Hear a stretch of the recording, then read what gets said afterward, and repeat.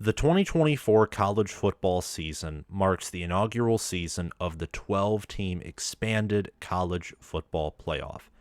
And I am here today to tell you which teams will make the 12-team playoff, consequentially which teams will win the ACC, Big 12, Big 10, and SEC, as 99.9% of the time those will be the highest ranked conference champions and will get the first round byes, and of course, who wins the national championship. If you want to see my previous video on this, please click the link in the top right corner of your screen. That little icon that you see there in that corner will give you a link to go to that previous video. And if you want to go an even further extra mile, you can comment down below after watching that video your thoughts on which predictions for the 12-team playoff was the most accurate in your mind.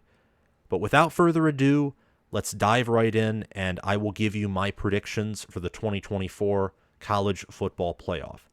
But please like this video before we do that, because liking this video will help us get into the algorithm, reach more college football fans, and get more of them to comment on this list, to give me very important feedback, whether they think I'm way off, I'm right, whether I'm onto something and accurately predicting a sleeper team to make it that no one else is paying attention to. Maybe they think I'm missing a sleeper team, missing an obvious team who should be a lock to make it. You guys have so many great suggestions and great analysis in your own heads that I want you to comment down below. And liking this video means that more analysis and more comments, greater discussion can flow our way. And if you want to continue the discussion in the awesome community that is College Football with Sam, please subscribe to this channel. Click the notification bell, and again, I cannot say this enough, comment your thoughts down below. Hitting the notification bell allows you to get notified whenever I release any content, and it all relates to college football. Also, if you want to support this channel monetarily, you can check out my Patreon page or my merchandise store via the links in the description or the pinned comment. On my merchandise store, you can get all different kinds of merchandise, but the most popular items are Big Ten themed College Football with Sam t-shirts. And on my Patreon page, if you're a Heisman member for 6 months, you get signed merchandise. If you're an All-American member, you get access to bonus content, which will begin to release in the following weeks. And if you're an All-American member, like all the other members, you get your name featured at the beginning and end of every video with a shout out at the end. But let's just dive right in. And first and foremost, we have to look at which teams make the college football playoff before we even talk about the matchups. So at number 1, I have Georgia. This is unchanged from my previous college football playoff prediction video.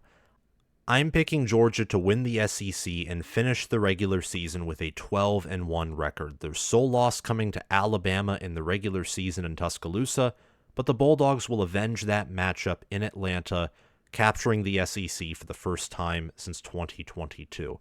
Speaking of a team that will win their conference this year and is not a repeat champion, I give you the Ohio State Buckeyes at number 2.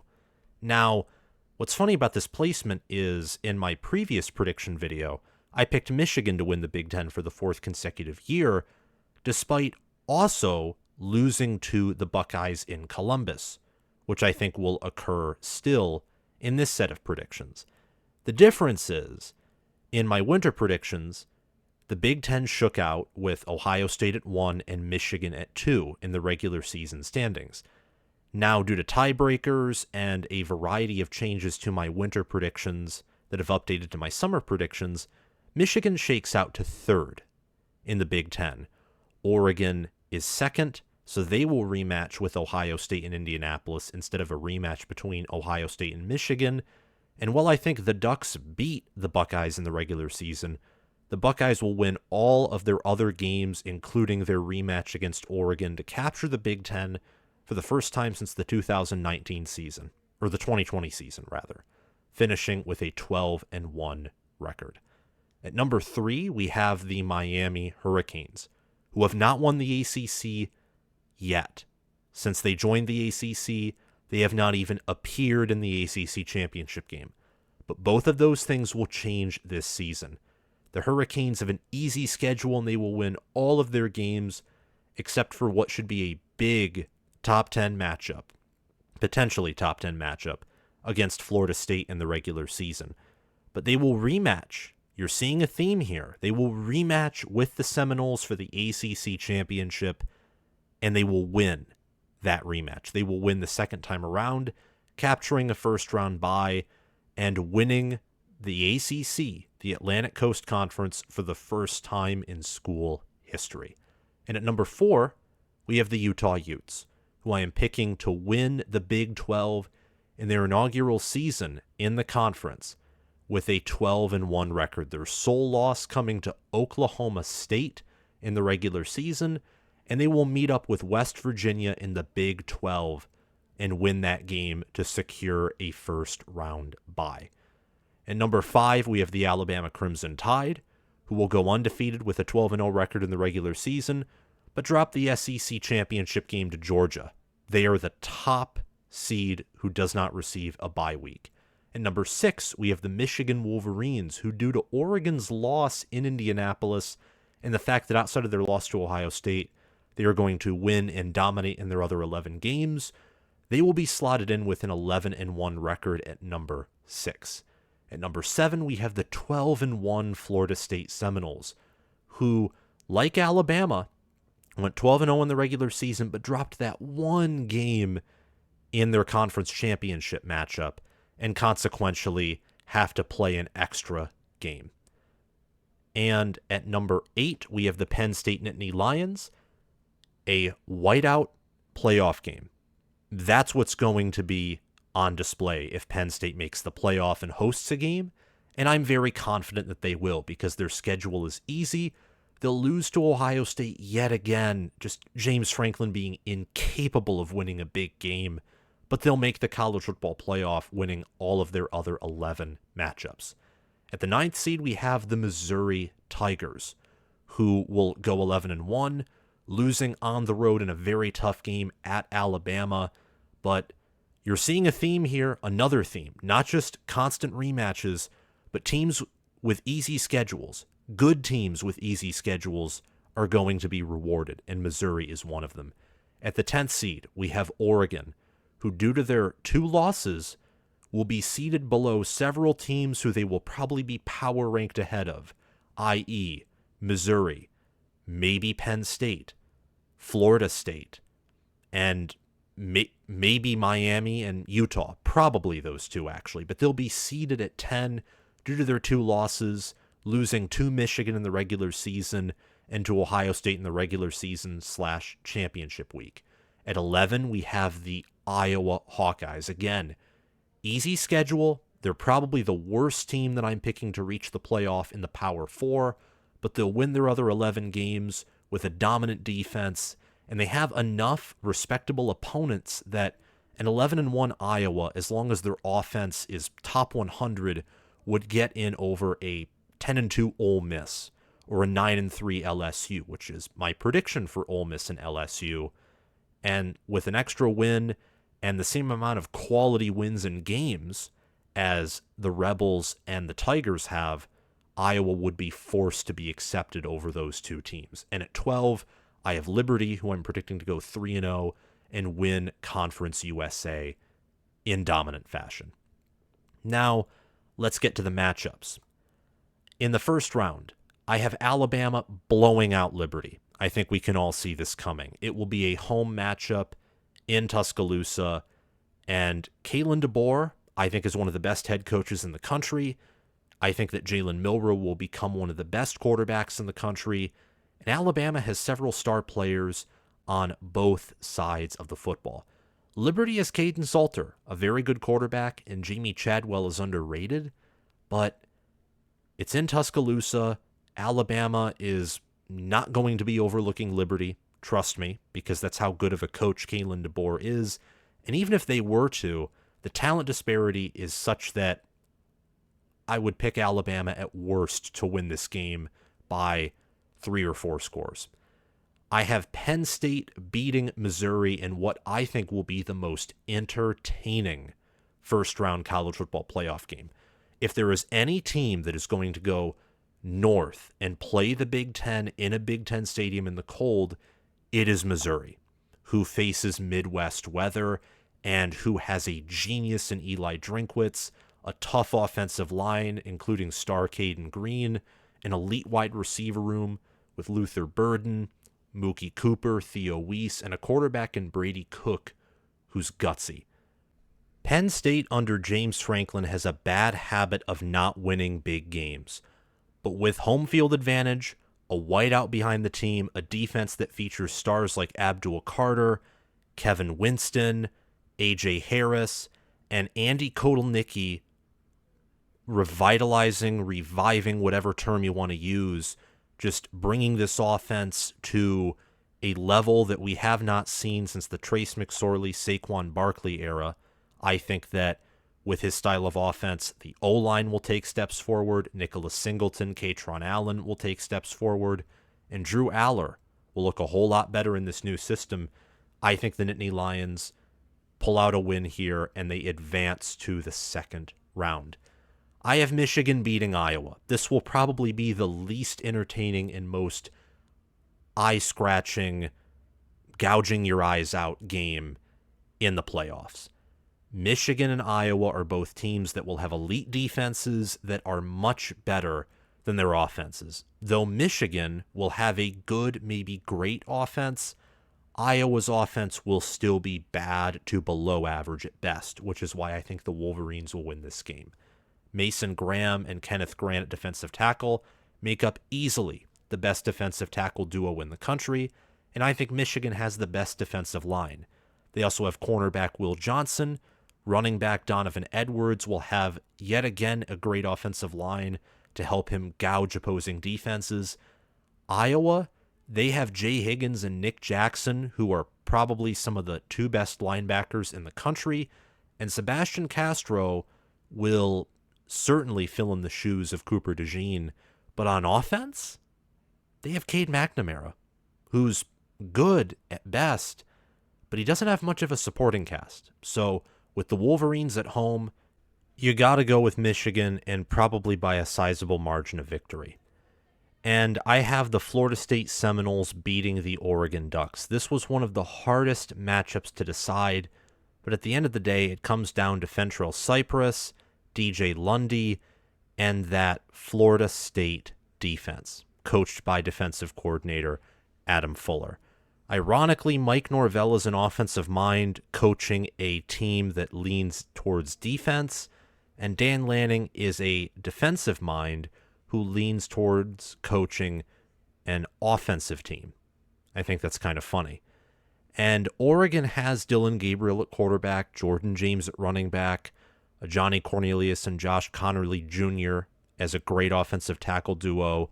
They return wide receiver Tez Johnson and bring back Jordan Birch. And they have players on defense as well, like Jeffrey Bassa or Derek Harmon or Jamari Caldwell. Florida State, they bring in Roydell Williams. They also bring in DJ Uiagalelei, TJ Ferguson. I could go on and on. They've used the transfer portal very well. Their recruiting is on the rise, and they're at home. And this team and their fan base is going to show out if they get into the playoff, because they were snubbed last season. They deserved to get in and be ranked higher than Alabama and Texas, who had one loss. Meanwhile, Florida State overcame a ton of adversity, went 13-0, destroyed, and I mean destroyed, a great LSU team, had some other impressive wins.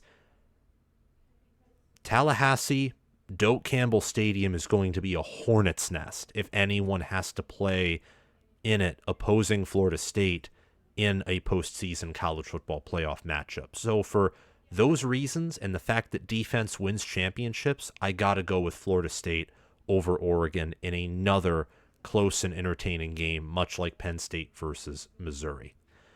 And in the second round of matchups, I have the Utah Utes upsetting the Alabama Crimson Tide.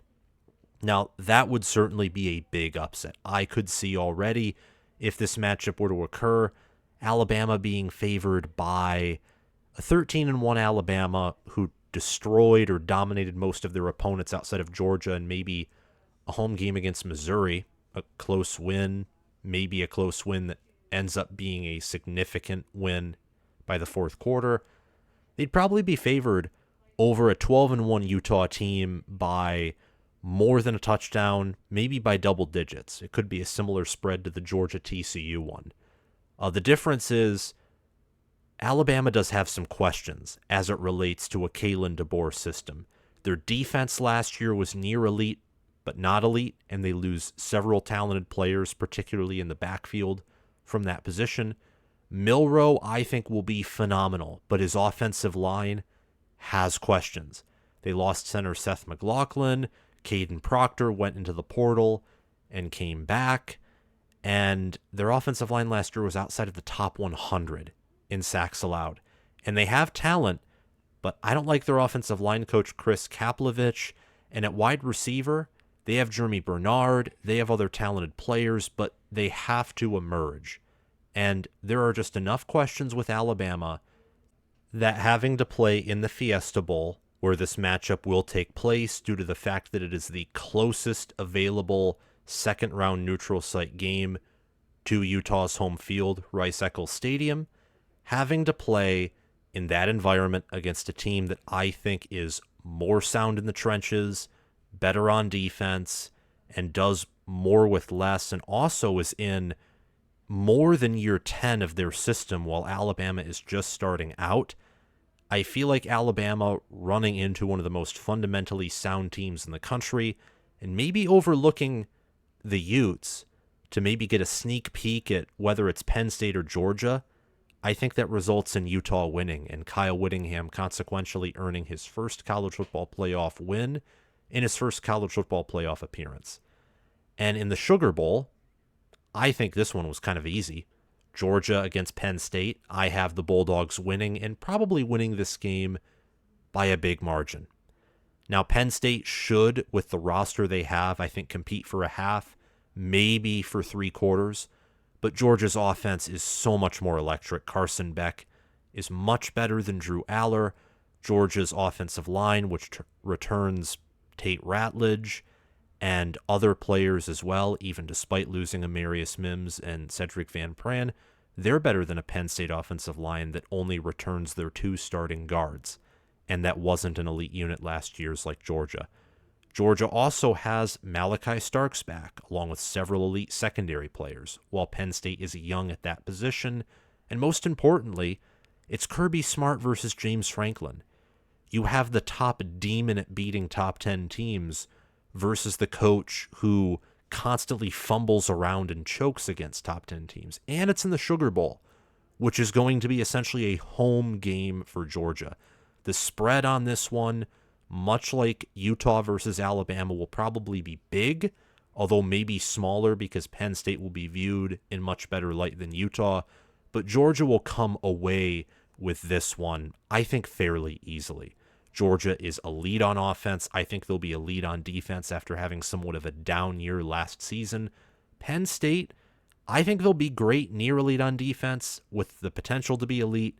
And while the offense will be explosive and this team will be better on that side of the ball compared to last year, when you're running into Georgia, you have to be near elite to elite everywhere, including at the head coaching position and the game management position. And those are areas that I question with Penn State, and their receiver room also has some answers that are needed, and I don't know if they'll be answered in a positive way. I have Michigan beating Miami in the Peach Bowl. This will be like a home field for Miami, but I say that with pauses because Miami cannot even get fans to show up in their own home stadium, and Michigan fans will travel. So maybe this will be a true neutral site game, or maybe almost in a humiliating way, a Michigan home game. I think Michigan is much better than Miami. Out of all the teams that are receiving buys in the first round, who will start their play in the playoff in the second round, the top four conference champions, Miami's the worst. They're inferior to Utah in my mind, and they're wildly inferior to Ohio State and Georgia. Michigan is pretty close with Ohio State and Georgia and better than Utah in my mind. Michigan, like I said earlier, elite in the trenches, especially along the defensive line. They have underrated linebackers, an elite secondary that has added depth. Alex Orji, a quarterback who can run, along with Donovan Edwards, an All-American tight end in Colston Loveland, and an offensive line that will come closer to reloading rather than taking a step back. This is all against a Miami defense that got Simeon Barrow in the portal, had some great play along the lines of scrimmage last year, including a true freshman defensive end who really came out on fire and is going to be a good player. And on offense, they brought in Damian Martinez at running back, Cam Ward. They returned Xavier Restrepo, bring in Sam Brown from Houston. And their offensive line with Coach Alex Mirabal is going to reload, even though they lost starters, much like Michigan did.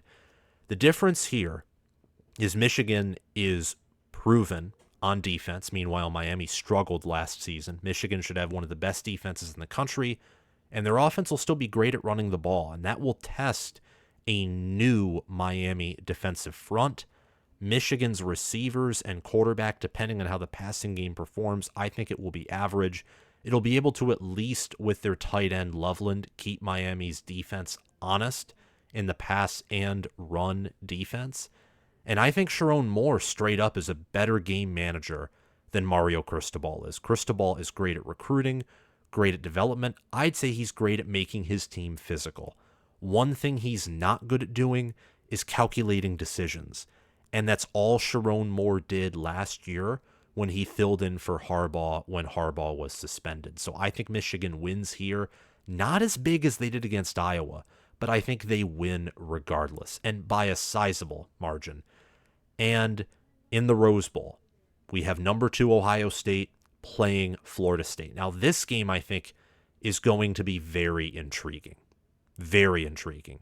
You have two teams that have high ceilings on offense, but just enough questions there to where I think they're going to lean on their defense and be rather conservative in doing so. At least Ohio State will. I think Florida State's probably a more aggressive team going off of last year compared to Ohio State. But with Chip Kelly, you never know. Maybe Ohio State turns up the aggression just 1 notch or 10 notches, or they go a full 360 on the radio dial, and they're one of the most aggressive teams in the country. I think that these teams will try to ground and pound, try to bait each other into getting explosive passing offenses with their highly recruited receivers. Ohio State's much more proven at wide receiver. They also return more production than Florida State. Ohio State's in the top 50 of returning production, or top 60. Florida State's outside of the top 75. Ohio State's recruited better. I think Day, as of now, is a better head coach than Mike Norvell, though I understand why some would debate that. And Jim Knowles, he's up there with Adam Fuller. In fact, I think better than Adam Fuller in terms of defense. Ohio State, per Bill Connolly's S&P Plus, had the third best defense of, or not the third best defense, but one of the best defenses of the 2000s of this century. Ohio State was up there, along with last year's Michigan, 2011 Alabama, 2021 Georgia, you name it. And most of those starters come back. Ohio State is just a bit better at every position except for the offensive line. And that could come to bite them against a Florida State team that, again, will want to run the ball. And with Mike Norvell and Alex Atkins, they're going to come with a game plan to try and achieve what I think could be their second college football playoff win. But I think Ohio State, with their superior talent, better coaching, and all that being said, will wear them down eventually and come out in a low-scoring affair in which the Buckeyes, on top of winning the Big Ten for the first time since 2020, they'll win a college football playoff game for the first time since that year as well. And for the semifinal games, I have Georgia beating Utah, and I have Michigan beating Ohio State. Georgia beating Utah is pretty simple. Utah uses their mulligan. They use all their skills. They pull all the tricks out of the hat. They put all their cards, all their chips on the table against Alabama, only to essentially be a sacrificial lamb to Georgia. That is what I think is going to happen. Now, for Michigan and Ohio State, it's a bit different. I think that this game is close. I think that Michigan pulls away because of some matchup advantages the Wolverines still have. And Michigan knows what it's like to win college football playoff games. This would be their fourth consecutive appearance in the college football playoff. And also, when facing Ohio State, they'd be on win number 4 in a row in college football playoff games. Ohio State doesn't exactly know what it's like to be in the playoff or at least win a playoff game. And I think beating Michigan, winning the Big Ten, winning the Rose Bowl, you might see an emotional letdown, but that's not why I'm picking Michigan to win. Michigan has a better defensive line, a better offensive line, and I don't see Ryan Day beating this team twice. I picked Ohio State to beat Michigan because they're hosting Michigan in Columbus, and Ohio State, you can tell, they're angry, they want to beat Michigan, and with a new quarterback in Alex Orji playing in Columbus, he can get rattled. Same with an offensive line that's going to be completely new in terms of regular season starters. But Michigan will have more experience, more veterancy when they play Ohio State the second time around, and it will be a neutral field. It will no longer be hostile hornet's nest that is the Horseshoe. And I think that, along with what will be a more consistent run game, a defense that's better at stopping the run and still has a pretty high ceiling and will be pretty damn good at stopping the pass, that will shut down Will Howard and Ohio State's offense. And Michigan, through grounding and pounding, controlling the clock, and doing what Ryan Day hates, will win their semifinal game against the Buckeyes. Briefly going back to Georgia and Utah. Georgia, I think, is one of the most impressive teams in the country on paper. And while Utah, I'm very much impressed with their staff, they don't have nearly the talent that Georgia does. And Georgia knows how to win in the postseason. Kirby Smart has only lost 2 postseason games, in 2017 in the national championship game and to Texas in the Sugar Bowl in 2018. They are going to win, win, win. And against a team like Utah, I'm telling you, Georgia is better at every single position compared to Utah. And that's why they'll destroy them. And they're better than Michigan at most positions, I think, except for defensive tackle, maybe defensive end, maybe starting corner with Will Johnson, but I think Georgia still has better depth at corner. And at running back, Georgia brought in Trevor Etienne, and as I've already talked about, they have Carson Beck. They have Benjamin Urasek and Oscar Delp as weapons. They have Ra Thomas and Dominic Lovett, and their defense, they return Warren Brinson, Nazir Stackhouse, Michael Williams, so their defensive line will be better than last season. They're Michigan's nightmare matchup because they're basically Michigan but better at every position except for the defensive line. And Kirby Smart, better head coach than Sharon Moore. I think everyone can agree with that. I think Georgia is the best team in college football. That's why I'm picking them to win it all. Ohio State, and I would say Oregon, just because of Oregon's aggressive nature and the fact that they do have a high ceiling on defense.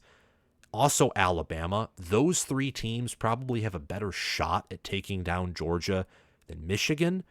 But Michigan has something that I don't necessarily think Oregon and potentially Alabama will have. They have supreme consistency. And I think that will help them against not just the Iowas of the world or the Miamis of the world, but even the Utahs of the world. Michigan's consistent. They'll be able to handle, I think, a consistent team like Utah. And they match up well against Ohio State, who just has some questions in terms of the offensive line and consequentially the trenches. But I think that Georgia-Michigan will be the national championship game, and ultimately it will be the Bulldogs and not the Wolverines who come out on top. And Georgia, like in all the games I'm predicting them to win in the first year of the 12-team playoff, they'll probably win this game in semi-dominant to dominant fashion. Thank you all so much for watching this video. Remember to like, subscribe, click the notification bell, and comment your thoughts on this video down below.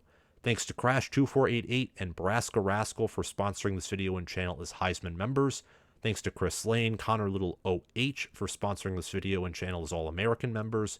And thanks to John Lynn, Roaming Gnome, Matthew Sale, Austin Christmas, and Janisha Cockrell for sponsoring this video and channel as all conference members. Have a great day, guys, and I will see you all very soon. Bye-bye.